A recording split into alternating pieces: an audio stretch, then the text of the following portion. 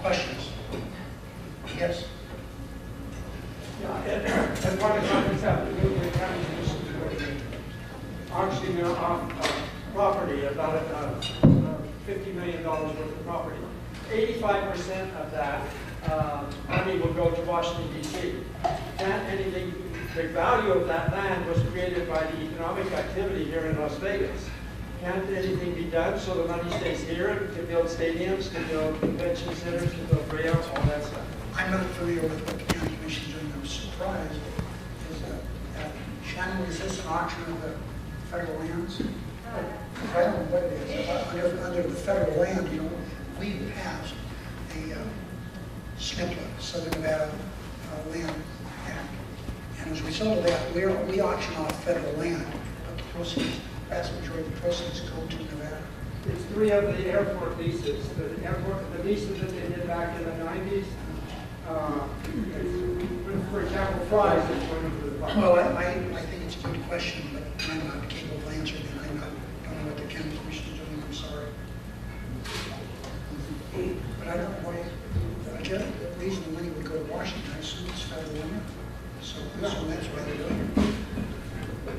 And I think they're talking about some of the leases that they entered into. The federal government, some of it's coming back. The federal government, BLM principally, allowed leases to be given to private individuals, and a number of them would be fruitless there. And the federal government was to get a share of that money. There's no share. They're all losers. And I'm sure that's what it is. The county is trying to get new projects going to improve their bottom line. So other than I don't know that much about it. Yes? Senator, I'd first like to thank you for everything that you've done for us. You actually converted me into a Democrat.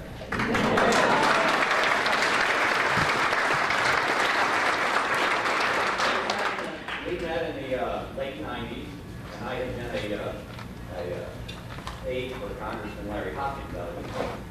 But thank you very much for changing me into a right or a left-wing Democrat. Let me ask you this: what are you going to do once you're not the senator?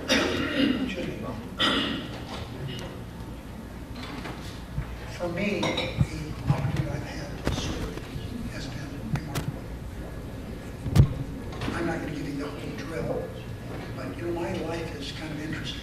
As I look back, having learned to swim in a whorehouse swimming pool, I bet you can't find anybody else at Congress that does it. But that's how you learn to swim. And just a little vignette here. When I grew up in Searchlight, during the Second World War, a little while after that, the #1 business in Searchlight was not mining, it was prostitution. Excuse me. We had as many as 13 brothels at one time in Searchlight. Not cumulatively, but at one time. And the one that ran the biggest bordel, his name was Willie Martell. Willie was a man about town. Every Christmas he'd wave some Searchlight for $5. Now that may not sound like much, but frankly, that's how much you paid to turn a trick with one of the So that's what it cost in those days. Generous of him to do that. And he owned a swimming pool in Searchlight. I've never been swimming pool. And the prostitutes were referred to as girls, the girls. And that's the way it was, not politically correct perhaps, but that's what we call them. In my book I wrote about, one of my books I wrote how prostitution works. In most places, prostitutes are totally out of sight and no one ever sees them except the people that come there for business.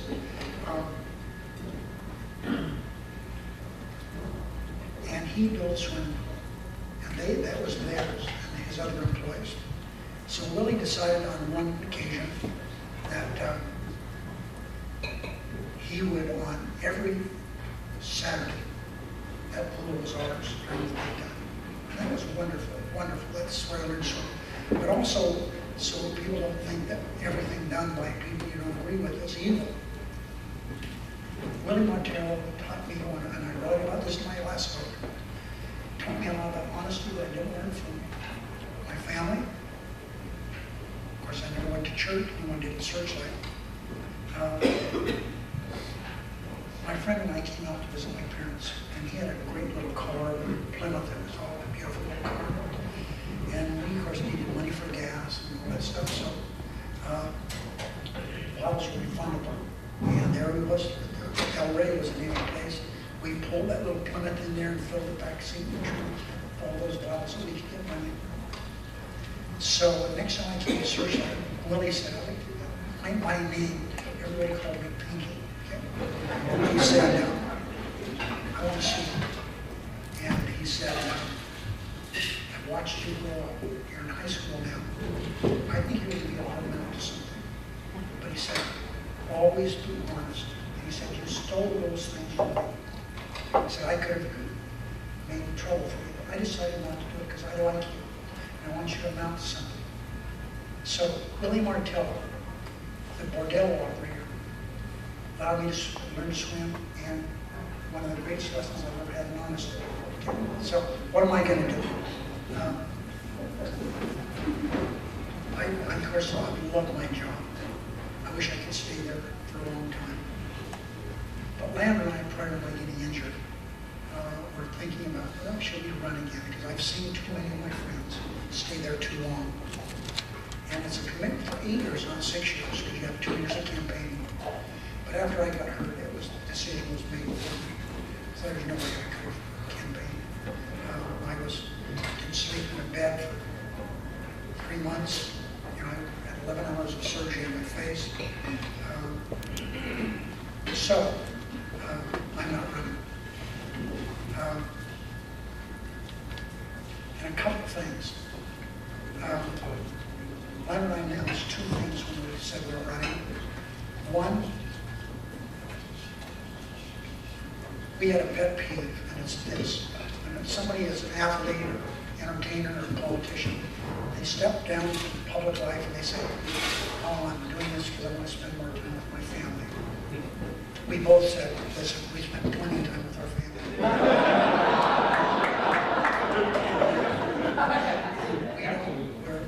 We're not going to run back and tell everybody, oh, it's great, we're spending more time with our family. We'll do that, but we're going to do that anyway. The other pet peeve that I had, one of the questions they said, are you going to be a lobbyist? Now, I am not against lobbyists. I think they serve a great purpose. I think the president and the Republicans made a good mistake going after lobbyists because they just serve a purpose. But I don't want to be a lobbyist. I could not ask people I've helped over the years for anything.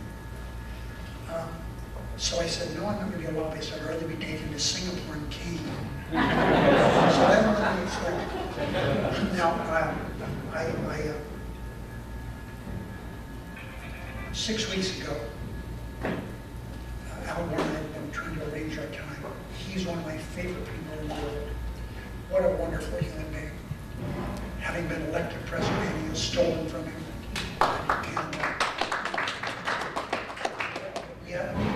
But yet, he has recovered. He's doing great things. Climate change has been his.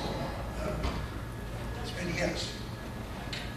But for him, we'd be in worse shape on the issue. But he said, listen, you have choices. You can go work for a law firm. You can, they'll give you a lot of money to give speeches. You can be on boards of directors. You can go work for some corporation. And he said, when it's all over with, I want you to know this. Before decisions are made, make sure you decide you're going to take care of yourself, your family, your friends, your health, personally, take care of you, go to the doctor when you need to. And he said, after you decide what you're going to do, make sure that you leave time to do something for the good of America. So that's what I'm going to do. I don't know for sure what I'm going to do. I'm following all the ethics rules to make sure that I comply with those. I've talked to a lot of people, and I had trouble with my conscience trying to decide, well, why do people want to pay me? And I remember a story about a guy was stuck in a hole, couldn't get out of the damn hole, and remember the clergy comes by. I need help. I'm in this hole. And he's okay. Right? So he says your prayer, say that once in a while, and then read this, and pray a lot. Bye. And next comes a doctor. Doctor, I'm stuck in this hole. I need you to help me. The doctor says, okay. First of all, do you have a headache? No. Take some aspirin anyway. And get a lot of rest. And walked off. One of his friends comes by, jumps down the hole with him. I need help here. What are you doing in this hole? I want out of here. He said, listen, I've been in a hole before. I know how to get out. So, I think I've been in a few holes, and maybe help people figure out a way to get out. So maybe I'm worth something.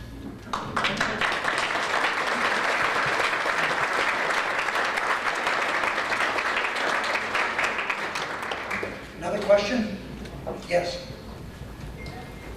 Senator John Mobb, I'm kind of go back a ways. Oh, sure do, John. Yes. So, there was some talk, I think Senator Silverwood said that we ought to rename the airport the Harry Reid Airport and get rid of the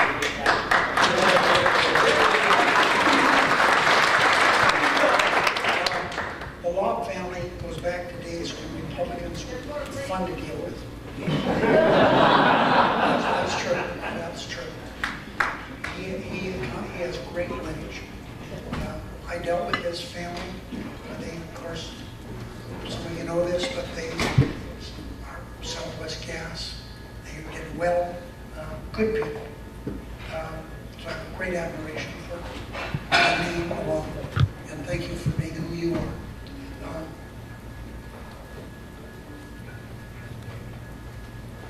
I've done some things, and you can't always win everything, but you have to be willing to try. So I think that J. Edgar Hoover was a complete fraud. J. Edgar Hoover was a manipulator, and I don't go into a lot of detail, but I didn't care much for him. So I offered an amendment to change the name of the FBI building from the name after that dog of a person to Robert Kennedy, who was an Attorney General. So we had a vote, and I lost. 2 years ago, I came here, and typically for me, one reason I won a lot of elections, but just by little bit, is because people know that I tell people how I feel. And even people who don't like me very much, I think they appreciate that quality. So I said, I know about Pat McCann. He's one of my predecessors, and I'm embarrassed and ashamed of what he did as a member of the United States Senate. And I think it's awful that that name is on the airport, and I still believe that. Now, I frankly don't care whose name is put on that airport, but the county should take his name off.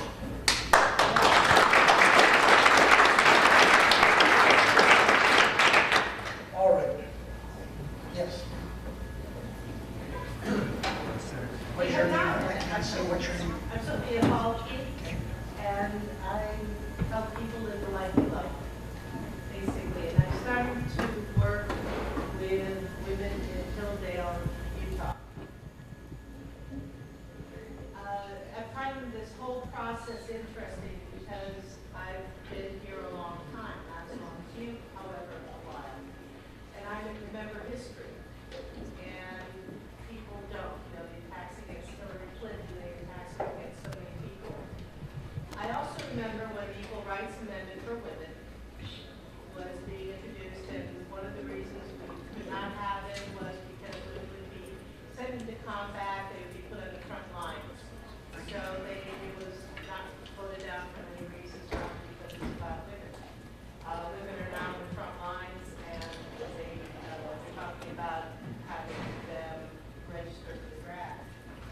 So my concern is about women. And in working with women who have no rights, and seeing the women in Hilldale that have been part of this oppression, that have no rights over their own children, have no rights over where they live. Why isn't there some kind of protection for women, to have their children with them, for everyone here still being equal? That's something else I got involved in. There's a couple that wrote a book about 10 or 12 years ago. I'm sorry, I can't know the name of the book, but if you're involved in that, you probably should know their name. They've been heavily involved in what's going on in these polygamous communities in Utah, mainly in Arizona. I can't come up with the name, but I read their book. I called him and said, man, that's really good. So they came to see me, and I became impressed with the fact we should do something about this. So I reached out. I have talked to the Attorney General of Utah, of Arizona. I have been heavily involved. I called the leaders of the Mormon Church that they should do everything they can to make sure they repudiate what's going on there. I celebrated Warren Jeffs being picked up here in Nevada. So what goes on there is really a situation of, we talk about sexual trafficking, how terrible it is, how women are treated. Up there, we're not talking about women, we're talking about little girls and how they're treated. Being married off at age 9, 10. So it's a festering sore as far as I'm concerned, but I have focused attention on it in the best way that I know how. And I think the only thing we can do is keep talking about it.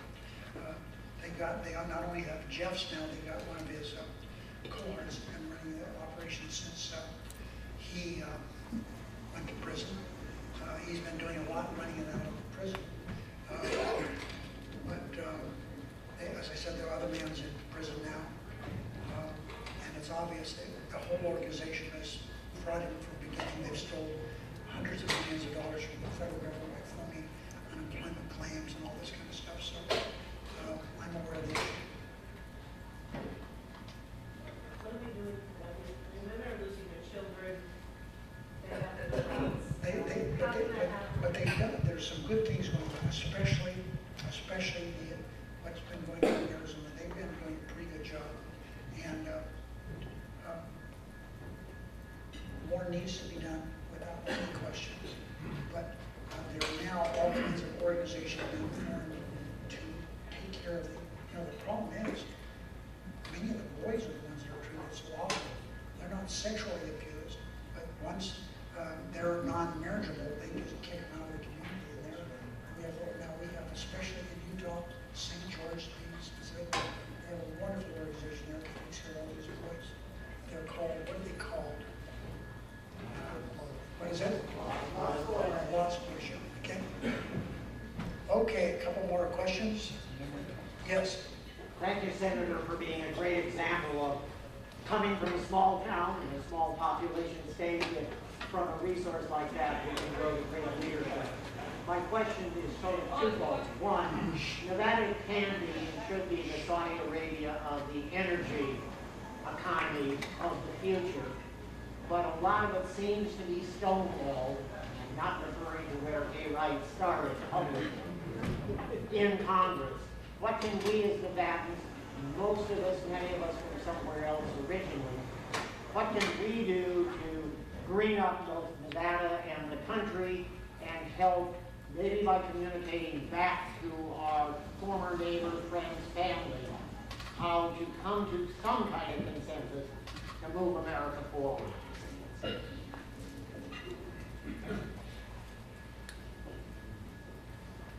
We were able to get in the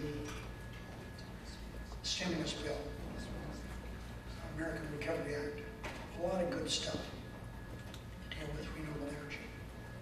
And it was a stimulus for sure. We have 4 or 5 times more energy produced last year renewable sources than with coal and all kinds of fossil fuels. That's good. We made progress.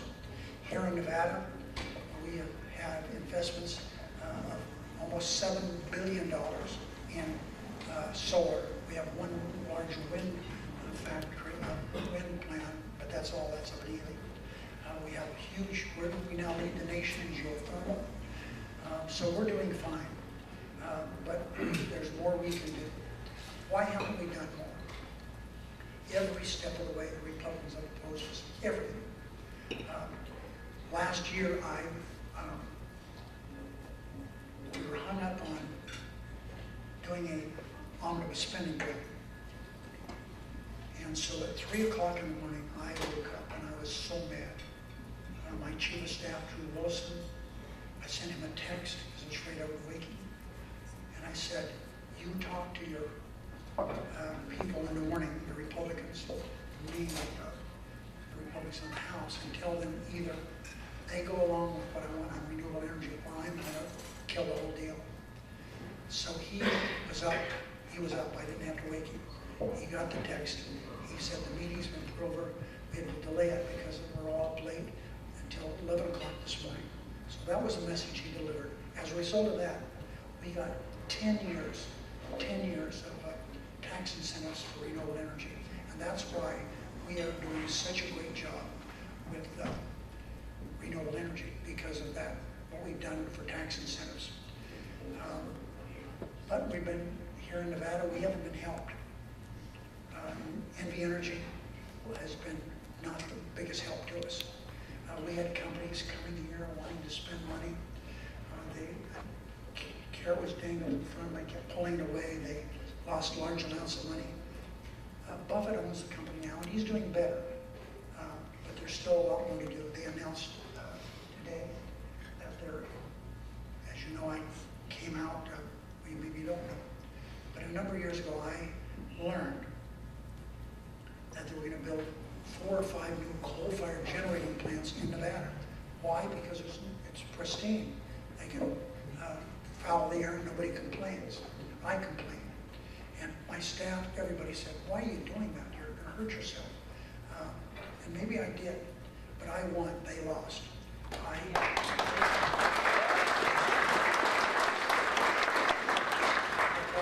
called 2 companies that own those build power plants, and I told them, you go ahead and do that, but you will rue the day you've done that, because I will do everything I can to hurt your investments, your company. So they decided, discretion perhaps a better word of valor, and they decided to get rid of the coal plants. So we don't have a new coal-fired generating plant. I also came out against Reid Gardner. That was, for 40 years, they were poisoning the Indians there.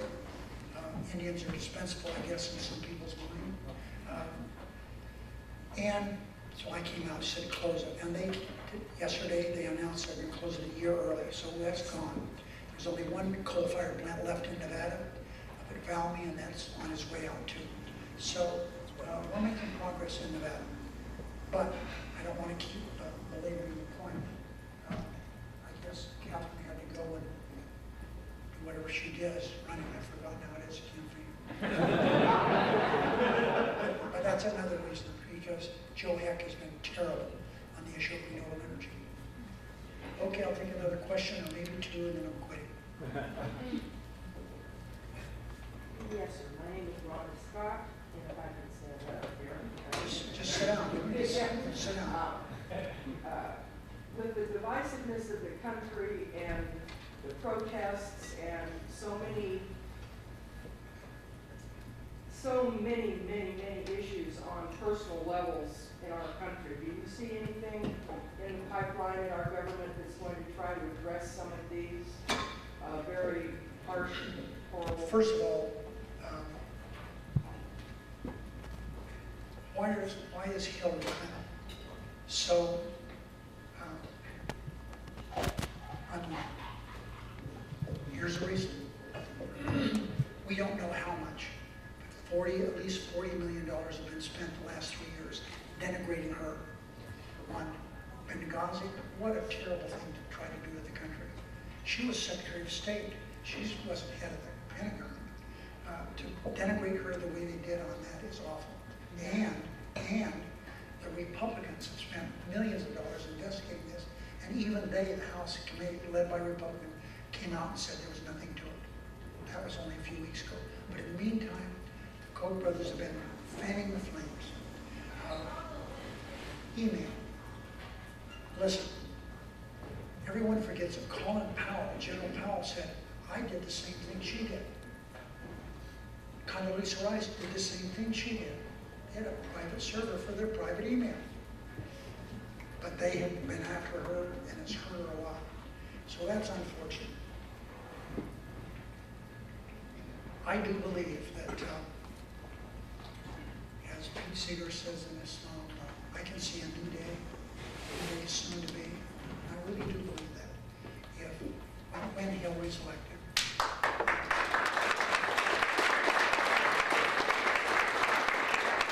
If Hillary's elected, and we have a Democratic Senate, and we're going to make inroads in the House. We don't have to control the House.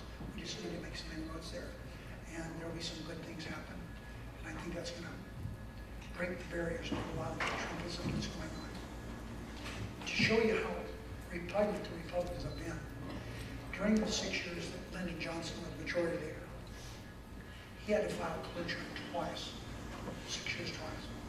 Me, first 6 years, more than 500 times. They have opposed everything that Obama's tried to do, everything. It's made it real hard.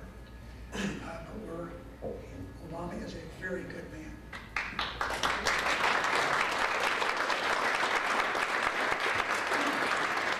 He will go down in history as one of our really good presidents. And it's going to take a little while because that his foreign policy will sink in, because what he has done is stop military intervention around the world. And of course his predecessor was going to war with anybody that came along. As best illustrated by the worst foreign policy mistake made in the history of America, the invasion of Iraq.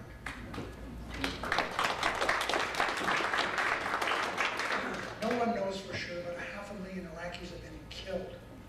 We're now over 300,000 Syrians have been killed. What an awful, awful situation.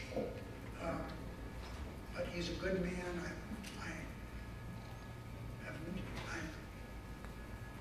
I'm honored beyond measure to be his guy in the Senate, and I've done a lot of stuff that I can to help him be a successful president.